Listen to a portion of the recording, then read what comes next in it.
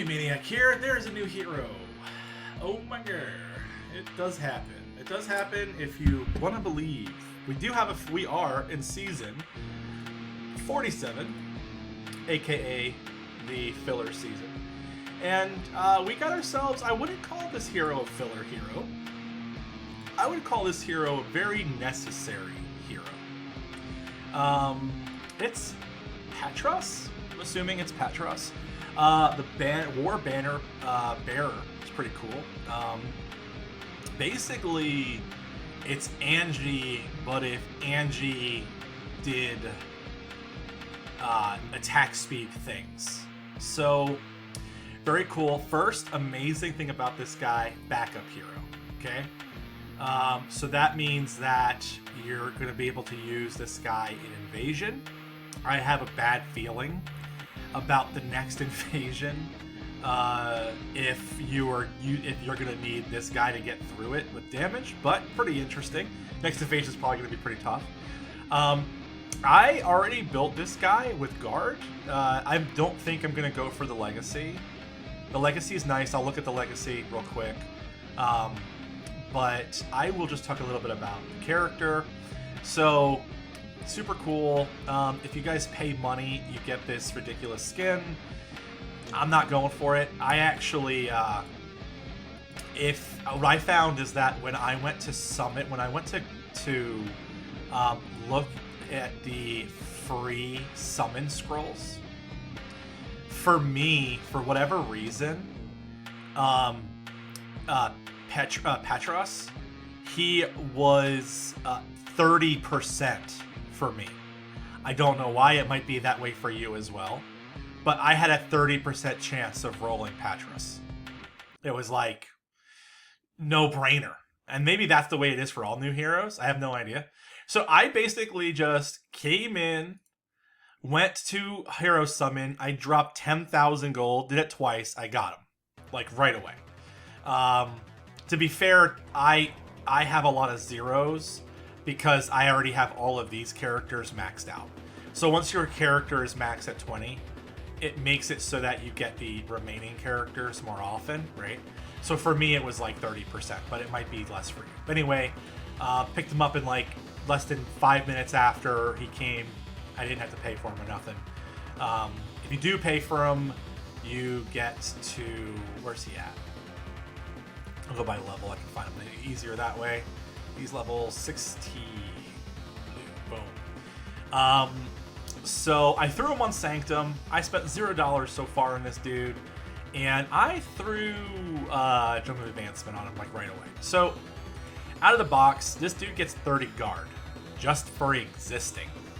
Just for existing, 30 guard. Right away, this hero says, I don't do anything by myself. And then minus 70% damage taken for 2 seconds after taking damage for the first time in battle. Dude has like self-sustain, like right away. It's pretty cool. His ability for the Empire, for 3 seconds, heals allies within a 3x3 range nearby by 71, which is 100% of spell power every second. Also, while also increasing their attack speed by 25% every time. So, bloop, bloop, bloop, bloop. Okay? I don't know if that stacks or not. We'll find out. If we go in his level up thingamabobber, it goes 33, 3x3.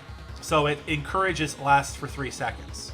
So the highest a tier 1 or bronze level hero is going to be able to increase attack speed by is 3 seconds, 25, 25, 25. So 75% additional attack speed for all the people. Get this dude to silver. We now have a 5x5 range. And he's going to have 40%. And it's 5 seconds. So this dude just did 5 times 40 attack speed at silver level. Holy crap balls. Holy crap balls, guys. That's a lot of attack speed. That's like 200% attack speed. Okay? You get him to level 3. His buff lasts 7 seconds, and it's 7. I think it stacks 7 times, man. That's the way I'm reading it, because every 1 second. So that's 7 times 7 on the attack speed, and if you get this guy mythic, it's 9 times 120, and it's a 9x9 range. Remember how I was like, Belina's the best support hero in the game? Well, yeah, it feels good. Feels super good. I don't even think he needs a legacy. I feel like out of the box, you put Drum on this guy, and he immediately makes your entire team amazing. I'm just... yeah. So... yeah, it's nuts. The morale boost grants allies affected by For the Empire with a 5/10/20/30, so bronze, silver, gold, mythic, increase to their final attack for 1 second. The increase of final attack does not stack with skills of the same name, and the high, so you can only have 1 Patros. There's no reason for you to have 2 Patros, right? That's it. I mean, unless you're running teleport and you want to have this guy in your backline. Yeah. Holy crap. All right. So, yeah. Bloop right away. Listen, I think there's a world where you run both Angie and Patros. There's probably a world where you run them both and you get damage mitigation and attack. I don't know. I'm not doing that right now or nothing, but there's probably a world. His legacy, I rolled one of them. You know, I rolled one. It's gonna take me forever to get it. I don't know if I'm gonna spend. I'm not spending too much more money on this game right now. I'm kind of like, I'm waiting for next season and shit. Increases the normal attack amplification of all allies besides the user who received the beneficial effect, and if you carry the one and blah blah blah, this motherfucker does more. He increases the attack bigger with this stuff. So as this goes up, he increases exponentially. So if we start enhancing the legacy, it just keeps going up. 2%, 3%, 4%, 5%. If the target's spell power is higher than attack, then it increases skill damage instead of the attack. So basically, whether he's buffing a wizard or not a wizard, you're going to do more buffs. The amplification increase does not stack with skills of the same name. I would imagine that this is going to be like 10%, maybe 15% total. I don't know if it's even necessary. I don't even know if it's necessary. It's probably helpful. But, I mean, the attack speed is already such an insane thing. This guy is immediately S tier for raid. Is Raid today? Raid is today. Holy crap. Raid's today and we got this guy. There's so much to even think about and to do. Since I'm not going to drop $160 on getting that legacy, which is what it would take, I'm looking at Drum of Advancement, man. Drum of Advancement, this guy is going to give everybody a ton of guard right out of the box. And he's going to be doing heals, which King Knob actually had a very good point when it comes to heals. Heals don't matter because burst damage is such a thing. Like, heals are I'll take it over nothing. But they don't really matter. Now, what is kind of cool is if you're doing heals and Belina is doing protection, that's a good combo. Like, that's a really solid combo. Because you're fortifying the number and you're healing underneath. while the protection's going on. So I feel like this is going to be ridiculously strong.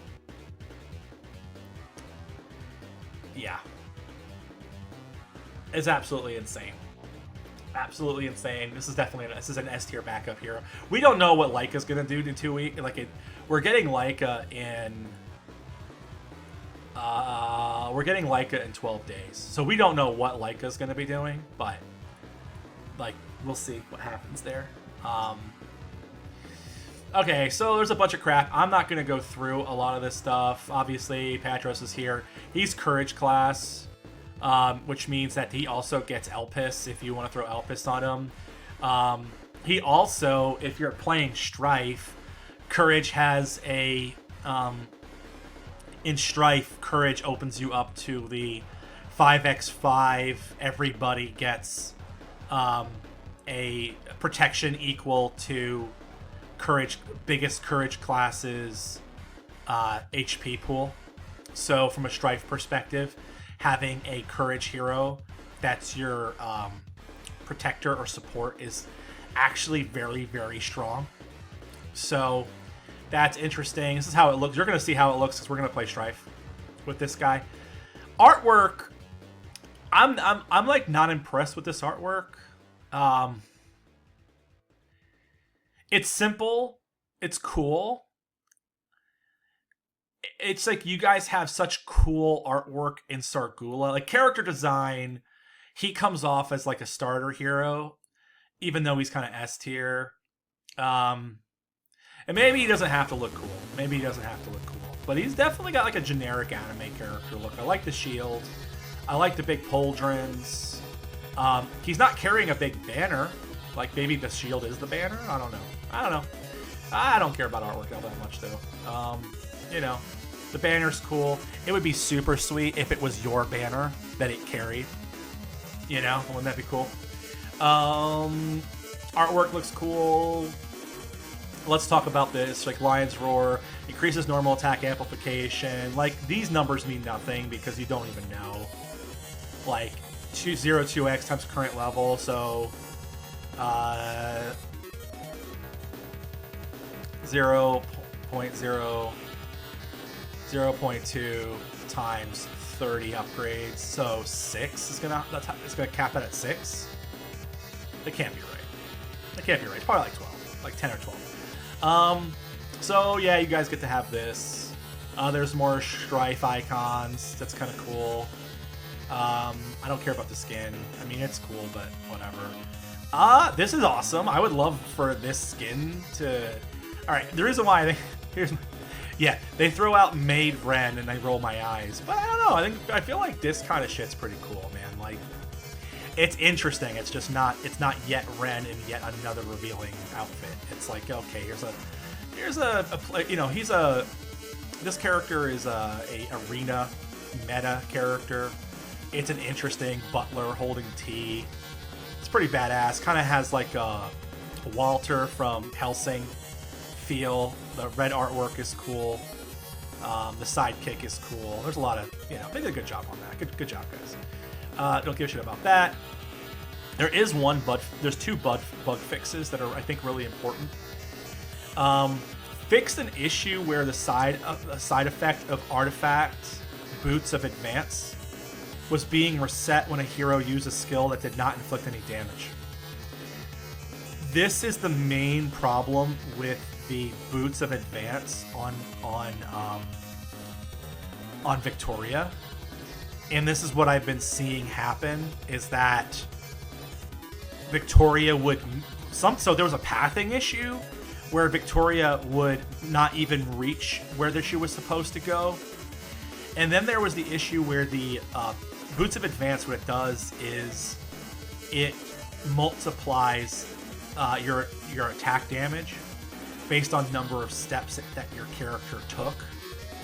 And there were a lot of times where Victoria would do like 0.5 mil to 1 mil damage, and then the very next round she would only do like 120,000 damage, and there was no rhyme or reason to it. So they're still trying to fix that mechanic, and it looks like they are saying they fixed the advanced mechanic on Victoria. We'll see. We shall see. So I also noticed this one. Fix an issue where random effects such as chain attacks or HP drain were being applied after the execution effect. So basically, if you if your character was relying on HP drain and you were hitting another person over and over and over again, and your guy was sustaining themselves on that HP drain, and he or she was being hit by other ranged units. When you executed an enemy, you would not get your HP drain, and sometimes that would cause you to lose. So like execute's supposed to be a really strong mechanic, but you would not get your HP drain. There would be like a delay.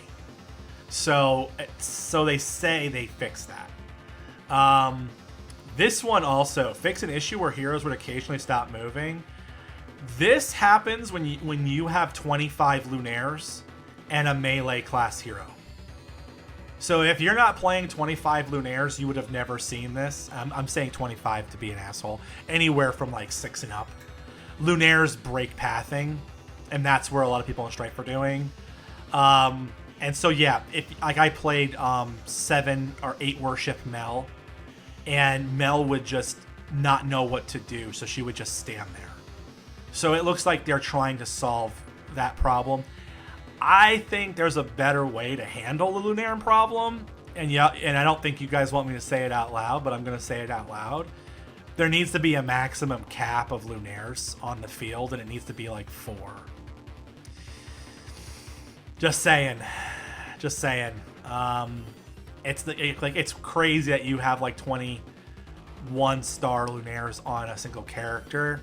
It kind of makes it lags Strife out even worse.